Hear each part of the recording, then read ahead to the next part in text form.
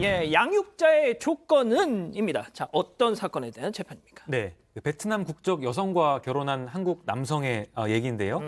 이 아이 양육권을 가져오겠다면서 소송을 낸 사건이었습니다. 이 남성은 2015년 9월에 베트남 국적 여성과 결혼을 하는데요. 그리고 2016년과 2018년에 두 아이를 낳았습니다. 하지만 이후 불화를 겪어서 아내가 큰딸을 데리고 가출해 별거를 시작했던 상황인데요. 그러니까 아내가 큰딸과 함께 살고 있던 상황에서 아이의 양육권을 가져가겠다면서 남편이 청구를 해서 양쪽 다 법원의 판단을 받게 된 상황입니다. 자, 그럼 각각의 입장 어땠나요? 네, 서로 아이를 내가 양육해야 된다, 내가 적합하다, 상대방은 적합하지 못하다라는 주장을 펼친 건데요. 지금 문제가 됐던 거는 큰딸에 대한 거였습니다. 우선 남편은 이렇게 주장했어요. 아니, 일단 내가 재산이 좀 있다. 그리고 아내는 한국어 능력이 부족하지 않느냐. 그렇기 때문에 내가 자녀를 양육하는 게 훨씬 더 적합하다라고 주장을 했고요. 또 반대로 아내는 이렇게 주장했습니다. 나는 모아놓은 돈이 많지 않을지라도 직업이 있다. 한 달에 200만 원씩 내가 수입을 얻고 있는데 남편은 뚜렷한 직업이 없다. 지금 대출받아서 생활을 하고 있다라고 주장을 한 거예요. 그리고 돈 문제뿐만 아니라 내가 비록 한국어가 조금 아직 능숙하지 못하다 하더라도 아이를 돌봐줄 우리 친정 어머니도 있다. 이런 주장을 했습니다. 큰딸에 대해서 이렇게 양측의 주장이 대립했고요. 반면 작은 딸은 이미 별거 기간 동안에 남편이 양육을 해왔습니다. 그래서 여기에 대해서는 아내도 양육권자가 되겠다는 그런 걱정 주장을 하지 않았기 때문에 이 재판에서 크게 문제되지는 않았습니다. 자, 양 변호사님, 보통 법원이 양육자를 지정을 할 때 가장 제일 주의 깊게 보는 게 뭔가요? 앞서 이제 손 변호사 얘기한 남편과 아내가 내가 재산이 있다, 경제력이 있다, 집이 있다 이런 것들을 다투잖아요. 그런 것들을 일단 부모들은 먼저 생각을 하는데 그런 것들이 다투어지는 이유가 뭐냐면 아이에게 어느 쪽이 더 아이가 성장하는 데 도움이 될까라는 겁니다. 그러니까 재산이 있건 집이 있건 이게 중요한 게 아니라 그것이 아이의 이 성장과 보호에 도움이 되느냐를 따져보는 거거든요.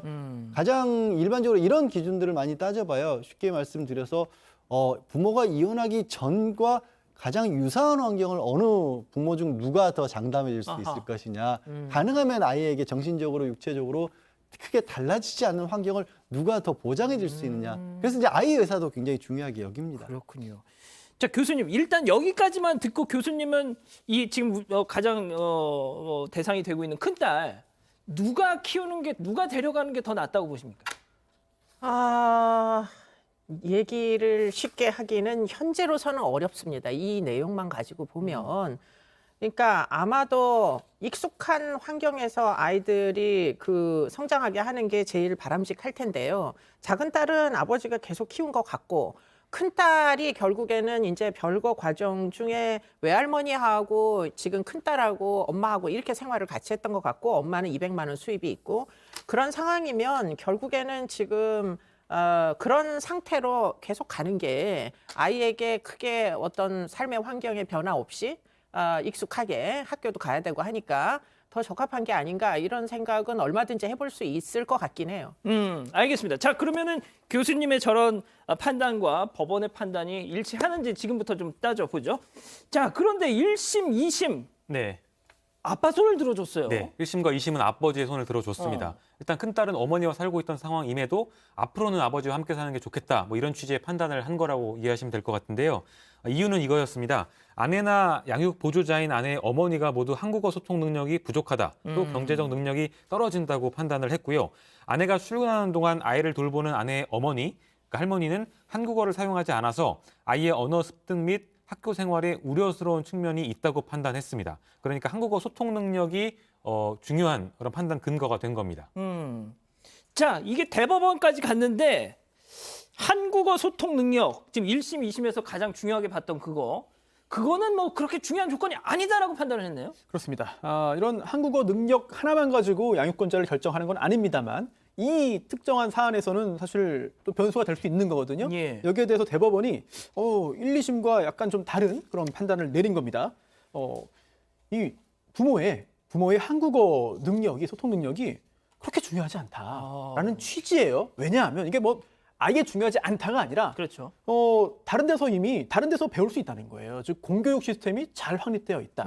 또 그 외에도 여러 가지 교육 여건이 좋다는 거죠. 따라서 이 언어, 한국어라는 게 꼭 집에서 양육권자로부터만 배우는 게 아니라 다른 경로를 통해서 충분히 습득할 수 있지 않겠느냐라는 측면을 중시했습니다. 그리고 실제로 이 사건에서도 이 아내 측의 소송 대리인 변호사가 증거를 제출했는데요. 예. 그 증거가 뭐냐면 처음 소송이 진행될 때와 또 그 전과 소송이 진행되면서 시간이 좀 걸리잖아요. 대법원까지 갔으니까. 그동안 이 아내의 한국어 능력이 얼마나 향상되는지. 네, 이거를 이제 문자 메시지 주고받은 거, 일상 대화 문자 메시지를 증거로 제출한 거예요. 물론 그것 때문에 이게 뭐 소통 능력이 중요하지 않다고 본 건 아니겠습니다만 어쨌든 이렇게 향상될 수 있지 않느냐라는 거를 보여주기도 한 거죠.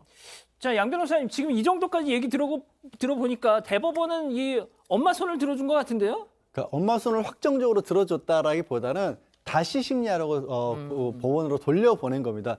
어떤 얘기냐면 아까 제가 한 얘기랑도 일맥상통하는데 법원에서 봤었을 때 지금 아이를 엄마가 맡아서 키우고 있는데 이게 양육권을 변경하는 문제가 됐던 거예요. 근데 아이의 삶을 불안하지 않게 만드는 게 법원이 가장 주목하는 부분이라고 그랬잖아요.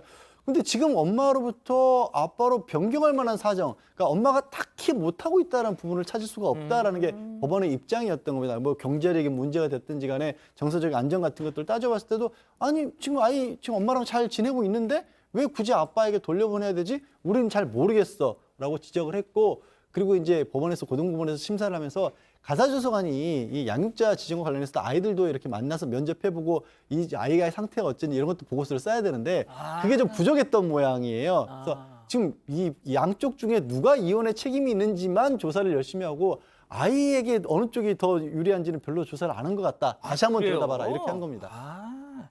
지금 뭐 우리 가족 여러분들도 갑론을박을 하고 계시는데 이 곽두팔님은 이런 말씀하셨습니다. 아이디가 곽두팔이죠.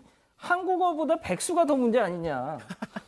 예. 아무래도 이제 아버지의 경제적인 능력 뭐 이게 너무 좀 떨어지다 보니까 그걸 지적한 하신 것 같은데 교수님 일단 뭐 그 언론들의 법조계 분위기를 보니까 전향적인 판결이었다 이런 반응이 나오네요. 네, 저는 훌륭한 판결이었다 이런 생각이 들지만 또 한편으로 생각해 보면 한국어가 중요한 기준이 되는 데는 이 엄마의 이제 문화적인 백그라운드가 베트남이어서가 아닐까 이런 생각이 갑자기 들어가지고 만약에 그러면 엄마랑 딸이랑 영어로 대화를 나누면은 그거를 가지고 그렇게 무슨 언어로 의사소통을 하는지를 이렇게 법원에서 주목할까요? 저는 그건 아니라고 생각하거든요. 그렇기 때문에 이렇게 무슨 어떤 특정한 한국어가 요건이 되는 이런 판결 자체가 너무 좀 그 다문화에 대한 좀 약간 편견 이런 생각이 약간 드는 느낌을 받습니다. 예. 그거는 진짜 제가 미처 생각 못했던 포인트 같다는 생각이 드네요. 알겠습니다. 자, 오늘 법 이렇게 마무리하고요.